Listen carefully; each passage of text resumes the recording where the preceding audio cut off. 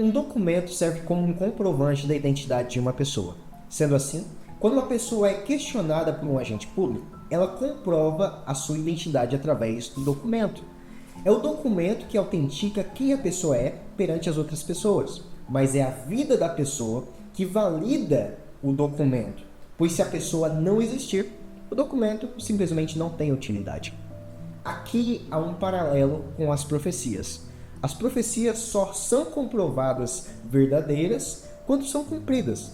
Porém, o cumprimento da profecia pode autenticar um evento ou uma pessoa.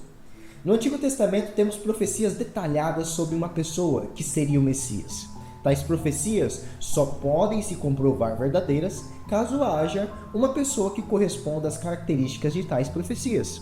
Mas isso não diria apenas que as profecias são verdadeiras, mas as profecias do Antigo Testamento autenticariam que a pessoa que as cumpriu é o Messias. E nesse vídeo eu vou te mostrar como um improvável homem cumpriu o impossível. Falar de antiguidade é sempre difícil, ainda mais quando isso nos separa por 3, 4, 5 mil anos.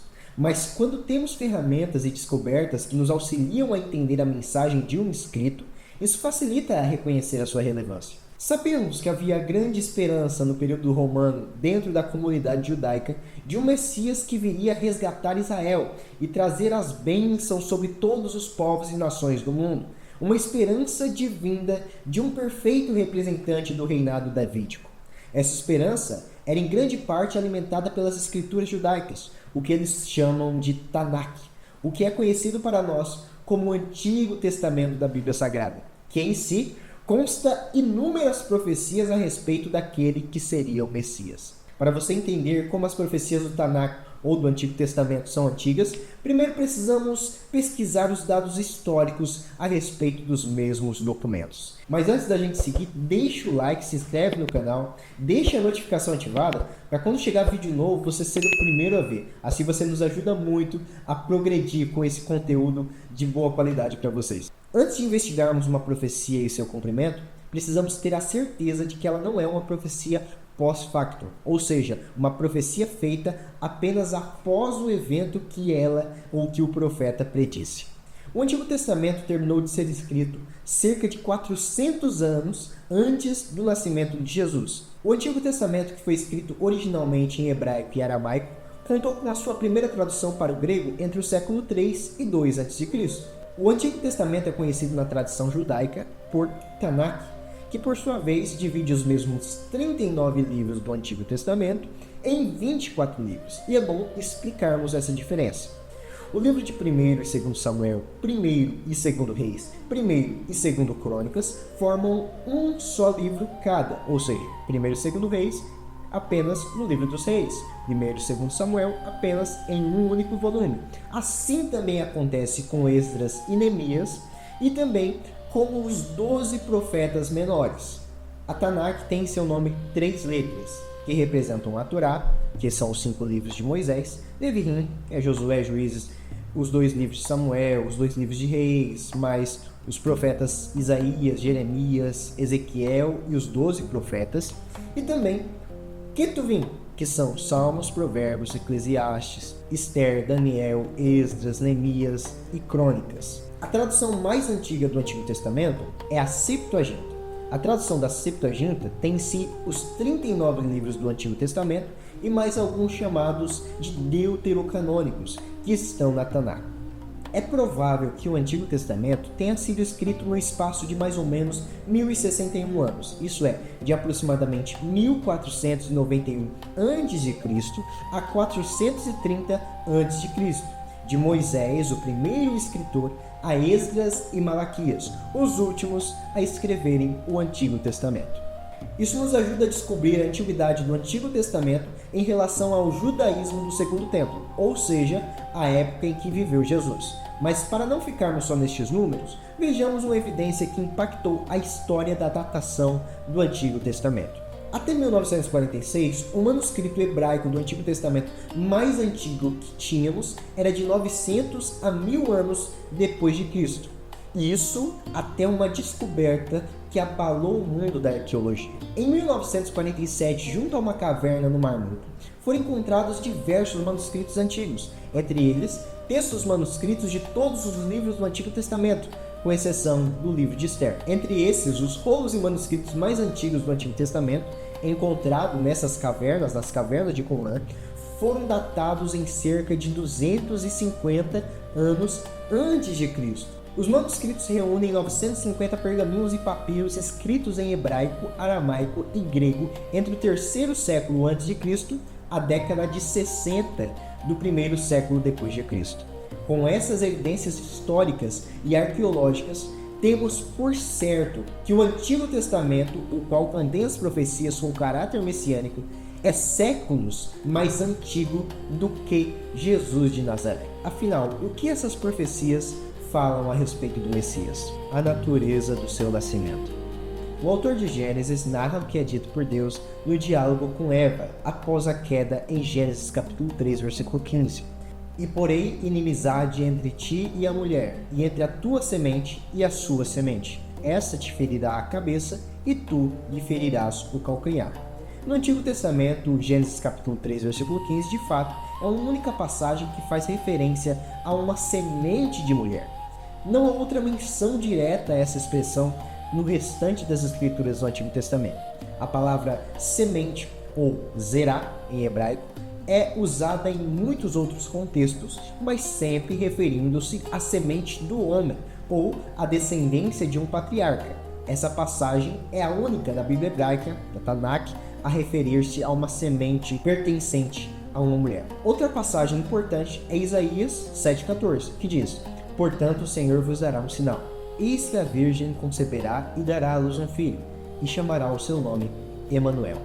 A palavra virgem aqui vem de alma, que significa uma moça, uma donzela, uma virgem. Não é um simples menino. Esse menino é o sinal e o seu nome é Deus conosco. Verifica-se que Isaías 7,14 é acompanhado de Isaías 8 e Isaías 9, ao mencionar um menino que seria concebido pela Alma e nasceria rejeitando o mal e escolhendo o bem. O que seria um sinal para o rei Acaz que a salvação do Senhor para o conflito diante dos reis que ele enfrentava iria chegar. Porém, o mesmo menino é chamado de Emanuel, ou Emanuel quer dizer Deus conosco, o que a princípio tem um significado como tantos outros nomes do hebraico que apontam para Deus. Mas os capítulos seguintes que escalam em um caráter messiânico que aponta para este menino que havia de nascer, até chegar no capítulo 9, chamando o Emanuel, que é o Deus conosco, de maravilhoso conselheiro, Deus forte, Pai da eternidade e Príncipe da paz. E nos dá ainda mais certeza que se trata do Messias, ao dizer que o governo estaria sobre os seus ombros. As atribuições ousadas de tais títulos não podem ser feitas a ninguém, a não ser que esse seja mesmo aquele do qual é chamado. O que reforça que o menino é o ponto central do sinal em Isaías capítulo 7, versículo 14. E a sua concepção, de fato, seria milagrosa sobre o local do nascimento. O profeta Miqueias traz uma profecia em seu livro, inequivocamente referida ao Messias. Mas tu, Belém Efrata, embora sejas pequena entre os clãs de Judá, de ti virá para mim aquele que será o governante sobre Israel. Suas origens estão num passado distante, em tempos antigos. O governante sobre Israel e juiz de Israel é descrito pelo profeta como nascido na cidade de Belém de Judá, e diz que suas origens são nos dias da eternidade. Isso nos dá a entender que a existência do Messias é anterior à própria profecia de seu nascimento. Quanto à descendência, Deus promete a Abraão que o Messias viria de sua descendência, e disse: por mim mesmo jurei, diz o Senhor, porquanto fizeste essa ação, e não me negaste o teu filho, o teu único filho, que de veras te abençoarei, e grandissimamente multiplicarei a tua descendência como as estrelas dos céus, e como a areia que está na praia do mar. E a tua descendência possuirá a porta dos seus inimigos. E em tua descendência serão benditas todas as nações da terra, porquanto obedecestes a minha voz. Aqui Deus faz Abraão saber que a redenção da humanidade viria de sua descendência. Entende-se que a bênção para todas as famílias da terra é o Messias. Essa promessa é repetida para Isaac e para Jacó. Isso quer dizer que a promessa seria da linhagem de Abraão, Isaque e não Ismael, Jacó e não Esaú, o que torna mais precisa a sua descrição. Ainda mais, tempos depois de Abraão, Jacó profetiza, e ele diz que aquele que teria poder sobre Israel entre os seus filhos descenderia de Judá. O cetro não se arredará de Judá, nem o bastão de autoridade dentre seus pés, até que venha aquele a quem pertence, e a ele obedecerão os povos. Aquele a quem pertence o cetro, portanto, é filho de Abraão, de Isaque, de Jacó e de Judá. Vejamos também a profecia do profeta Natã se dirigindo a Davi, no momento em que desejava construir o templo. Quando teus dias forem completos e vieres a dormir com os teus pais, então farei levantar depois de ti, dentre da tua descendência, o qual sairá das tuas entranhas, e estabelecerei o seu reino. Esse edificará uma casa ao meu nome, e confirmarei o trono do seu reino para sempre. Aqui, a promessa é de alguém que edificaria o templo do Senhor. Inicialmente, essa promessa fala de Salomão, mas a promessa também se trata do Messias, quando diz no versículo 14, eu lhe serei por pai, e ele me será por filho. Vemos uma referência a isso no Salmos número 2, onde o salmista diz em alusão a Deus e o Messias, tu és meu filho, eu hoje te gerei. Conclui-se que o Messias tem de ser da linhagem de Abraão, Isaque, Jacó e o seu filho Judá, e descendente de Davi, a respeito do seu ensino e ministério. Antes de entrar em algumas profecias, devemos entender um pouco do caráter profético do Antigo Testamento, que, diferente dos escritos dos dias modernos, uma promessa ou profecia poderia ser feita de maneira poética, não necessariamente utilizando-se de uma conjugação no futuro, mas também conjugando no passado em alusão ao futuro, com um sentido primário literal que pode ser mais próximo do presente do profeta, e um segundo sentido superior ao literal, que se relaciona com o futuro messiânico. Vejamos que, de acordo com o salmista, o Messias pregaria a justiça. Então disse, eis aqui vem, no rolo do livro de mim está escrito, deleito-me em fazer a tua vontade, ó Deus meu, sim, a tua lei está dentro do meu coração. Preguei a justiça na grande congregação, eis que não retires os meus lábios, Senhor, tu o sabes. E ele também ensinaria por meio de parábolas. Escutai a minha lei, povo meu, inclinai os vossos ouvidos às palavras da minha boca. Abrirei a minha boca numa parábola, falarei enigmas da antiguidade. Vemos que ele de alguma forma honraria a Galileia. Contudo, não haverá mais escuridão para os que estavam aflitos. No passado, ele humilhou a terra de Zebulon e de Naftali, mas no futuro honrará a Galileia dos gentios, o caminho do mar junto ao Jordão. O povo que caminhava em trevas viu uma grande luz. Sobre os que viviam da terra da sombra da morte, raiou uma luz. Essa profecia está num contexto messiânico em Isaías capítulo 9, conforme já lemos. E acontecerá naquele dia que a raiz de Jessé, a qual estará posta por estandarte dos povos, será buscada pelos gentios, e o lugar do seu repouso será glorioso. Aqui fala claramente que os gentios, povo não judeu, iriam procurá-lo a fim de o conhecer.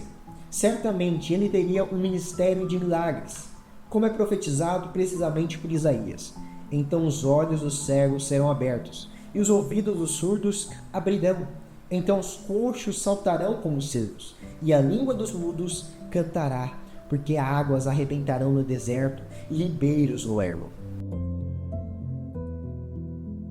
De acordo com Isaías, ele seria precedido por um profeta que prepararia o seu caminho. Voz do que clama no deserto, preparai o caminho do Senhor, endireitai o ermo, vereda a nosso Deus. Todo vale será exaltado, e todo monte e todo outeiro será abatido, e o que é torcido se endireitará, e o que é áspero se aplanará. E a glória do Senhor se manifestará, e toda a carne juntamente haverá, pois a boca do Senhor o disse. E esse profeta que o precederia-o como Elias. Eis que eu vos enviarei o profeta Elias, antes que venha o grande e terrível dia do Senhor. Embora tenhamos todas essas afirmativas a respeito do Messias, o profeta não hesita em dizer que ele seria desprezado e rejeitado. Era desprezado e o mais rejeitado entre os homens, homem de dores, experimentado nos trabalhos e como um de quem os homens escondiam o rosto. Era desprezado e não fizemos dele caso. Embora ele fosse o Messias, homem a qual o próprio Deus envia para reinar e trazer seu juízo, ele também seria rejeitado. E surpreendentemente, de acordo com Zacarias, ele viria montado sobre um jumento na cidade de Jerusalém, e a cidade de Jerusalém se alegraria. Alegra-te muito, ó filha de Sião, exulta, ó filha de Jerusalém, eis que o teu rei virá a ti, justo e salvador, pobre e montado sobre um jumento, e sobre um jumentinho, filho de jumenta. Esse profeta, além de dizer que o seu rei viria sobre uma jumenta, ele diz que o Messias seria um homem pobre e justo, e ele entraria sendo recebido em Jerusalém com alegria pelo povo, sobre momentos antes da sua morte. Zacarias mostra que ele seria traído por 30 moedas de prata, porque eu lhes disse, se parece bem aos vossos olhos, dai-me meu salário, e se não, deixai, e pesaram meu salário, 30 moedas de prata. O Senhor, pois, disse-me, arroja isso ao oleiro, esse belo preço em que fui avaliado por eles. E tomei as 30 moedas de prata, e as arrojei ao oleiro, na casa do Senhor. Como percebemos, Isaías, muito conhecido por suas profecias messiânicas, disse que ele não abriria a boca para se defender diante das acusações.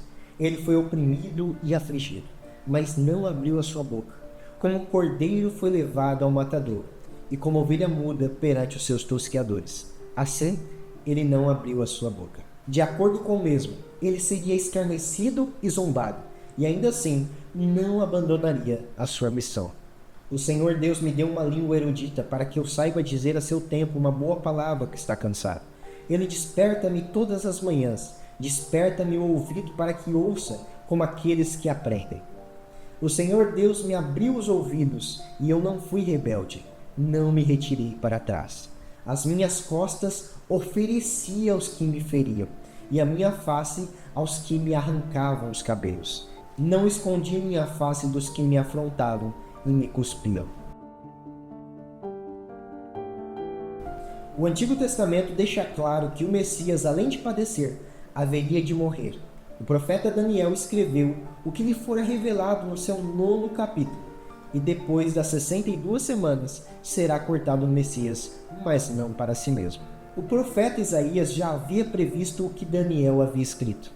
Da opressão e do juízo foi tirado. A quem contará o tempo da sua vida? Porquanto foi cortado da terra dos viventes, pela transgressão do meu povo, ele foi atingido. O profeta Zacarias avisou sobre as feridas em suas mãos e que o pastor de Israel seria ferido. E se alguém lhe disser que feridas são essas nas suas mãos, dirá ele, são feridas com que fui ferido em casa dos meus amigos. Ó espada, desperta-te contra o meu pastor e contra o homem que é o meu companheiro, diz o Senhor dos Exércitos. Fere ao pastor, esparnar-se-ão as ovelhas, mas volverei a minha mão sobre os pequenos. Detalhes específicos sobre como seria a sua morte. Ele também seria condenado injustamente. Mesmo sendo justo, o considerariam injusto, sendo morto junto a reais transgressores, porquanto derramou a sua alma na morte e foi contado com os transgressores. Mas ele levou sobre si o pecado de muitos e intercedeu pelos transgressores. Pois me rodearam cães, o ajuntamento de malfeitores me cercou, transpassaram-me as mãos e os pés. Agora veja outro detalhe específico no mesmo Salmos, número 22, só que agora no verso 18. Repartem entre si as minhas vestes e lançam sorte sobre a minha ruína. O detalhe é que elas não são meras profecias ambíguas, mas escrevem exatamente o que sucederia ao Messias. E ainda, de acordo com o profeta messiânico Isaías, ele havia de sofrer pelo pecado de todos. Verdadeiramente ele tomou sobre si as nossas enfermidades, e as nossas dores levou sobre si, e nós o reputávamos por aflito, ferido de Deus e oprimido. Mas ele foi ferido por nossas transgressões, e moído por causa das nossas iniquidades. O castigo que nos traz a paz estava sobre ele, e pelas suas pisaduras fomos sarados. Todos nós andávamos desgarrados como ovelhas, cada um se desviava pelo seu caminho. Mas o Senhor fez cair sobre ele a iniquidade de nós todos. Bem, sabemos que ele morreria, mas ainda que viesse a morrer, a sua história não encerraria em morte, mas, segundo os profetas, encerraria em vida. Todavia, ao Senhor agradou morrê-lo, fazendo-o enfermar. Quando a sua alma se puser por expiação do pecado, verá a sua posteridade, prolongará os seus dias, e o bom prazer do Senhor prosperará na sua mão. Ele verá o fruto do trabalho da sua alma e ficará satisfeito. Com o seu conhecimento, o meu servo, o justo, justificará muitos, porque as iniquidades deles levará sobre si.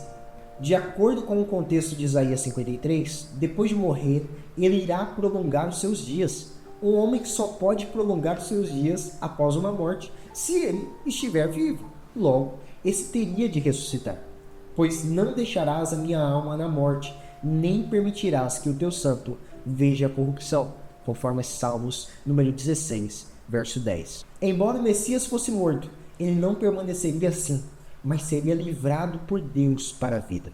Isso não pode se referir a Davi, que compôs os Salmos, pois o mesmo morreu há milhares de anos atrás e continua morto. Bem, estamos diante de vários versículos do Antigo Testamento que nos falam direta ou sutilmente sobre o Messias que havia de vir, em diferentes estilos de profecias por diversas vezes em vários personagens históricos do Antigo Testamento que viveram séculos antes de Cristo. Agora, vamos observar qual é a relação de Jesus de Nazaré com essas profecias. Jesus de Nazaré, o Messias prometido. As páginas do Novo Testamento nos mostram que Jesus tinha sobre si uma compreensão de que ele era o Messias. Vejamos o que Jesus diz sobre si mesmo quando lhe perguntaram se ele era o Messias, que no grego é Christos, que significa ungido, que por sua vez tem origem na língua hebraica Mashiach, que é, em português, traduzido por Messias. O sumo sacerdote lhe tornou a perguntar e disse: És tu o Cristo, filho de Deus bendito? E Jesus disse-lhe: Eu o sou. E vereis o Filho do Homem assentado à direita do poder de Deus e vindo sobre as nuvens do céu. Certamente, Jesus tinha uma autocompreensão de que era o Messias, o Cristo. Mas muitas pessoas ao longo da história também afirmaram ser o Messias. Como então poderíamos dizer que Jesus é diferente dessas outras pessoas? Ou que Jesus estava certo em sua concepção e os demais estavam errados? Para solucionar isso, os registros de testemunhas oculares de Jesus podem ser muito importantes para entender o que a história mais primária nos conta. A vinda do Messias já era um milagre esperado por Israel, mas quando Maria, mãe de Jesus, recebe a promessa do nascimento por meio dela, ela se surpreende, pois ainda não era casada, e sim era noiva comprometida. Então disse Maria ao anjo: Como será isso? Pois não tenho relação com homem algum.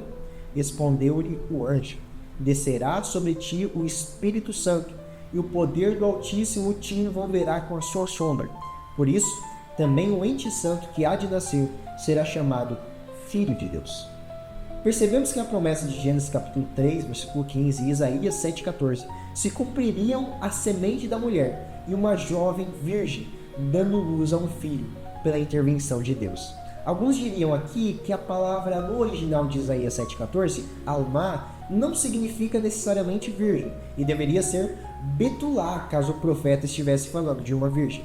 Mas primeiro, sim, embora Alma signifique jovem donzela em idade para casar, virgem é um significado que a Alma herda em determinados contextos. Em segundo lugar, é tão possível usar a tradução virgem que a Septuaginta, a primeira tradução do hebraico para o grego, utilizou a palavra partenos, no grego virgem, para traduzir alma. E terceiro, e muito importante, se alma é apenas uma mulher casada ou uma mulher que não é virgem, qual seria o sinal milagroso na concepção do menino? que uma mulher casada gerar um filho acontece a todo momento. Ou uma mulher que teve relações com um homem gerar um filho é super comum. Isso só pode ser entendido como um completo e verdadeiro sinal se Alma, em Isaías capítulo 7, versículo 14, de fato for uma virgem. Uma virgem conceberá e dará à luz um filho. Faz todo sentido com o contexto do sinal milagroso. Aqui em Jesus, vemos a profecia se cumprindo. O médico Lucas narra o nascimento de Jesus, dando algumas informações importantes a respeito dos fatos históricos contemporâneos ao seu nascimento. Mas uma informação em especial ele não poderia esquecer. E aconteceu naqueles dias que saiu um decreto da parte de César Augusto para que todo mundo se alistasse.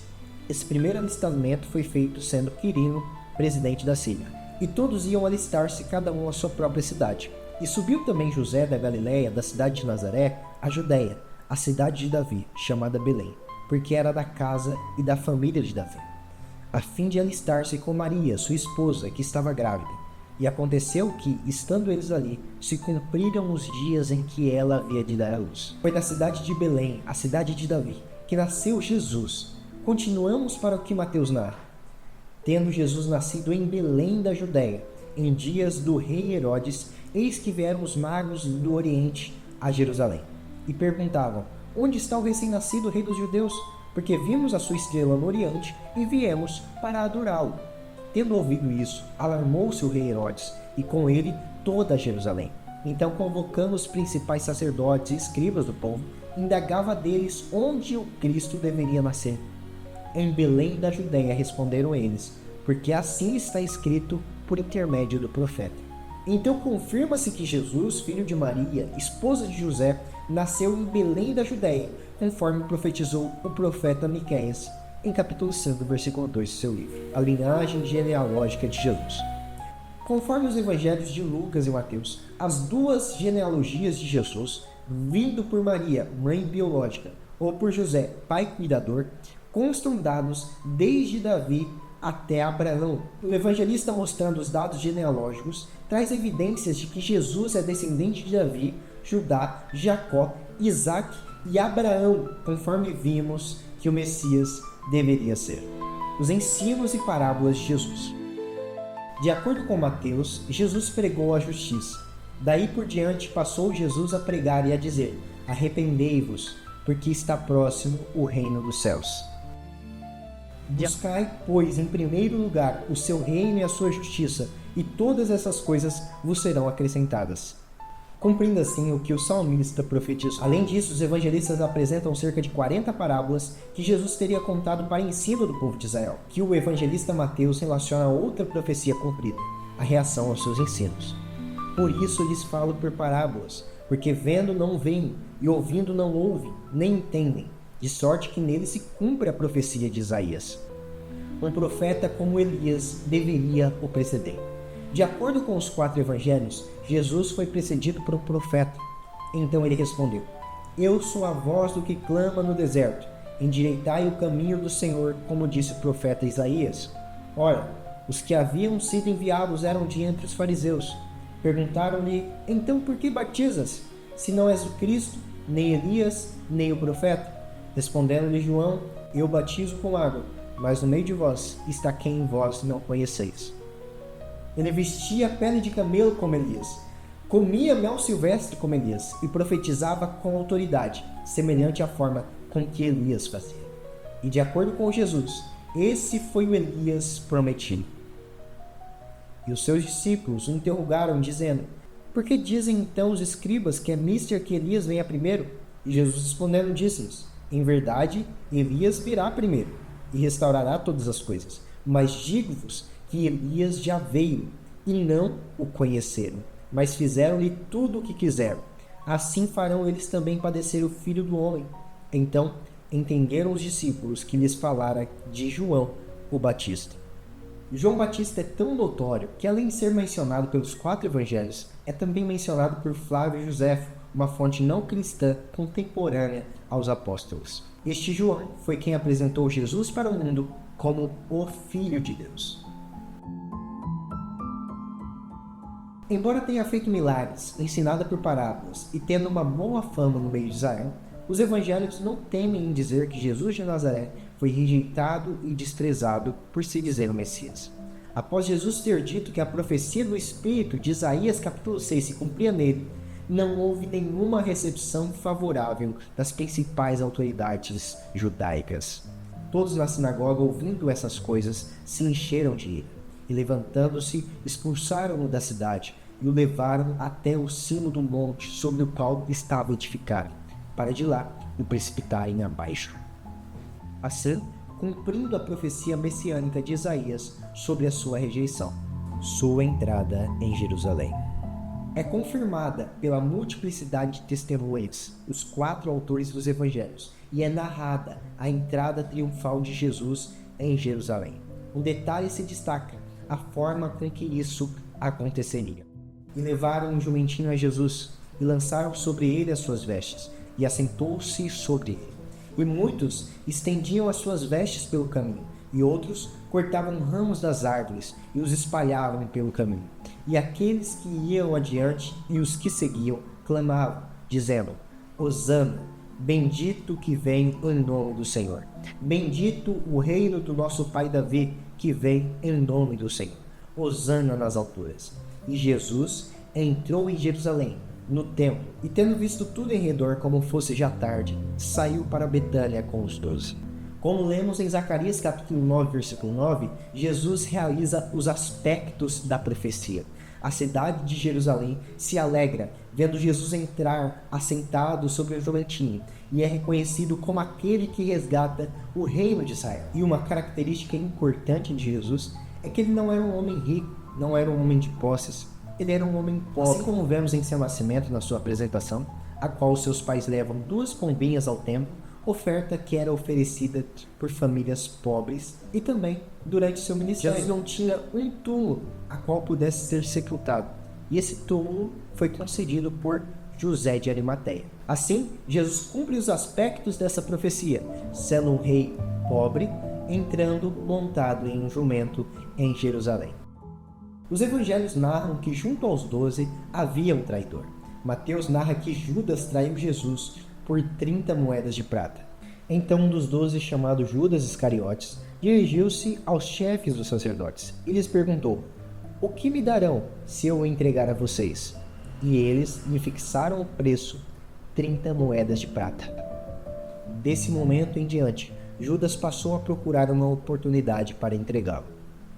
E outra vez, quando já o havia traído, o escritor reafirma o valor, profetizado pelo profeta Zacarias. Então, Judas, o que o traiu, vendo que Jesus fora condenado, tocado de remorso, devolveu as 30 moedas de prata aos principais sacerdotes e aos anciãos.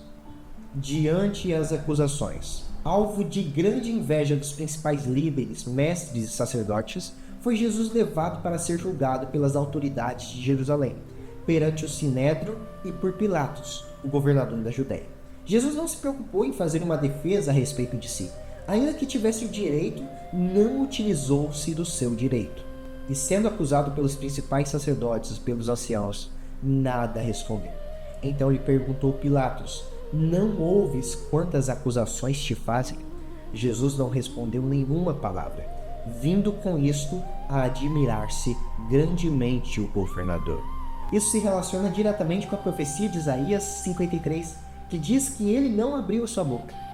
Escarnecimentos e zombarias. Diante da morte, aquele que teria sido honrado pela multidão na semana anterior foi escarnecido pelos soldados e autoridades, conforme mencionam nos evangelhos. Logo a seguir, os soldados do governador, levando Jesus para o pretório, reuniram em torno dele toda a corte. Despojando-o das vestes, cobriram-no com um manto escarlate. Tecendo uma coroa de espinhos, puseram-na na cabeça e na mão direita um caniço, e ajoelhando-se diante dele, o escarneciam, dizendo: Salve, Rei dos Judeus! E cuspindo nele, tomaram o caniço e davam-lhe com ele na cabeça. E o povo estava olhando, e também os príncipes zombavam dele, dizendo: Aos outros salvou, salve-se a si mesmo, se este é o Cristo, o escolhido de Deus. E também os soldados o escarneciam, chegando-se a ele e apresentando-lhe vinagre. E um dos malfeitores que estavam pendurados blasfemava dele, dizendo: Se tu és o Cristo, salva-te a ti mesmo e a nós. Tudo isso reflexo do que havia sido profetizado por Isaías no capítulo 50. Sua morte.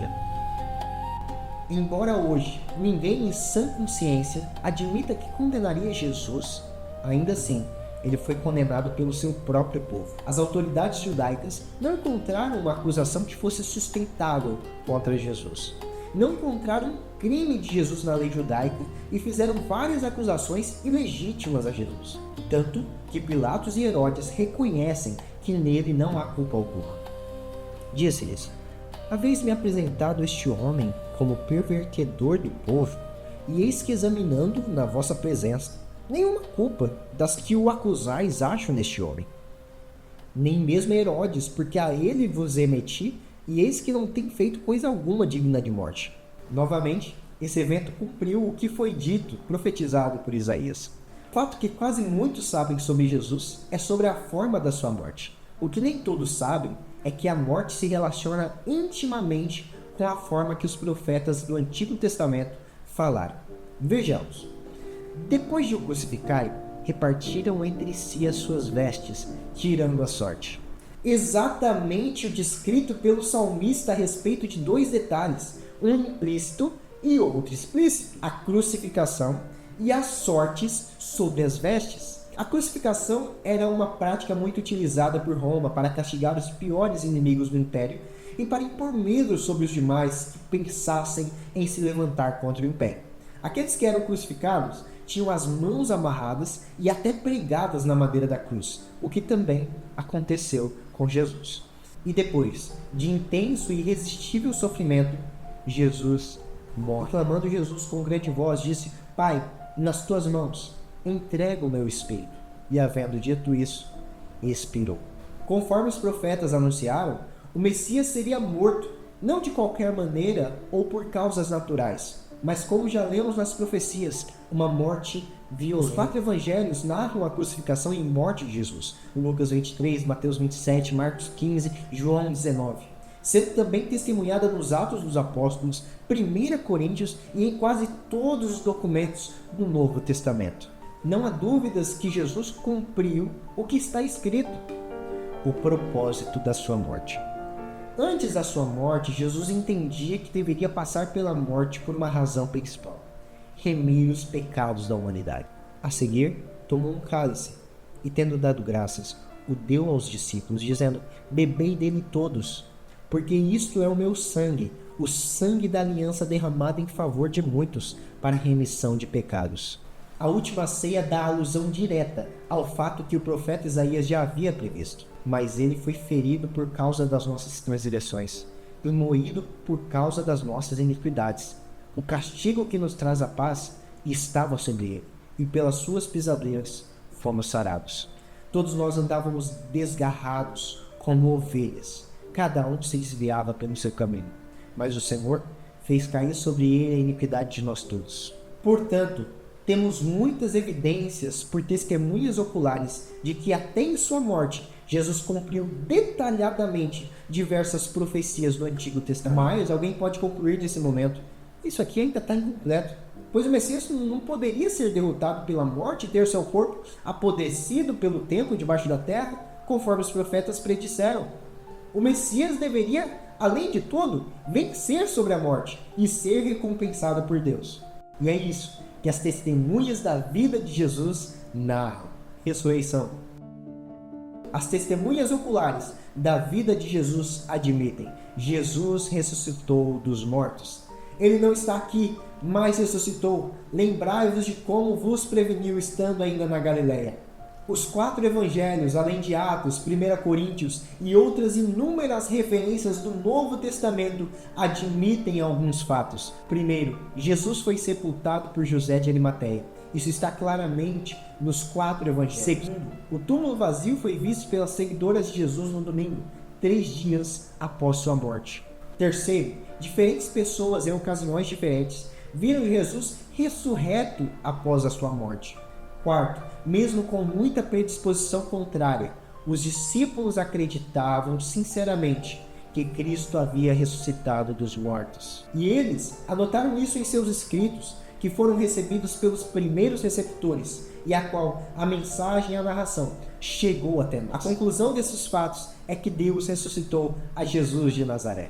Jesus não apenas apareceu para os discípulos em sonhos ou visões, mas ele foi tocado por eles e comeu junto com eles. E falando eles destas coisas, o mesmo Jesus se apresentou no meio deles e disse-lhes: paz seja convosco. E eles, espantados e atemorizados, pensavam que viam um espírito. E ele lhes disse: por que estáis perturbados? E por que sobem tais pensamentos aos nossos corações? Vede as minhas mãos e os meus pés, sou eu mesmo. Apalpai-me e vede, pois o espírito não tem carne, nem ossos, como vede que eu tenho. E dizendo isto, mostrou-lhes as mãos e os pés. E não crendo eles ainda por causa da alegria, estando maravilhados, disse-lhes: tendes aqui alguma coisa que comer? Então eles apresentaram-lhe parte de um peixe assado e um favo de mel, o que ele tomou e comeu diante deles. E disse-lhes: são estas as palavras que vos disse, estando ainda convosco, que convinha que se cumprisse tudo o que de mim estava escrito na lei de Moisés, nos profetas e nos salmos. Então abriu-lhes o entendimento para compreenderem as Escrituras. E disse-lhes: assim está escrito, e assim convinha que o Cristo padecesse, e ao terceiro dia ressuscitasse dentre os mortos. Portanto, Jesus cumpre as profecias ditas a respeito do Messias sobre a sua vitória sobre a morte. Tá, mas e aí? Os discípulos tinham certeza do que acontecera com Jesus em sua vida, morte e ressurreição. Que conclusões, portanto, devemos tirar desses relatos? Para entender, apresento o seguinte argumento. Primeiro, se Jesus cumpriu as profecias messiânicas do Antigo Testamento, o Antigo Testamento é inspirado por Deus e Jesus é o Messias prometido. Diante do fato estabelecido, a única possibilidade de um homem cumprir tantas profecias é se esse homem de fato for o Messias. De acordo com Peter Stoner, professor emérito de matemática e astronomia, a probabilidade de uma pessoa cumprir ao menos 8 profecias messiânicas é de 1 em 100 trilhões. Isso é um número 1000 vezes maior do que os habitantes que já pisaram no planeta Terra. Esse número é inacreditável. Imagine agora um homem cumprir plurais dezenas de profecias bíblicas por acaso. Isso é realmente impossível. E ainda que houvesse um homem com o propósito de cumprir as profecias, ainda assim não seria possível fazê-lo. Porque existem profecias que dependem do lugar que a pessoa nasceu, da descendência da pessoa e de fatores externos, como pessoas ou eventos que acontecem ao redor dela. E tal pessoa não poderia ter o controle sobre determinadas coisas. Como eu não poderia nascer em Belém de Judá. Eu não poderia escolher ser filho de Abraão, ser filho de Isaac, ser filho de Jacó, ser filho de Judá, ser filho de Davi. A única possibilidade de isso acontecer é se este homem for verdadeiramente o Messias. Um outro argumento, desta vez sobre a autenticidade divina do Antigo Testamento, seria formulado dessa forma. Primeiro, se Deus não revelasse a eles, os profetas e autores do Antigo Testamento não poderiam escrever sobre algo que não conheciam. Segundo, mas os profetas e autores do Antigo Testamento escreveram sobre algo que não viam e não conheciam. Logo, os profetas e autores do Antigo Testamento falaram com a autoridade de Deus sobre algo que lhes fora revelado por Deus. A gente não deve descartar a existência de muitas outras profecias que foram cumpridas em Jesus, que eu acabei não citando aqui.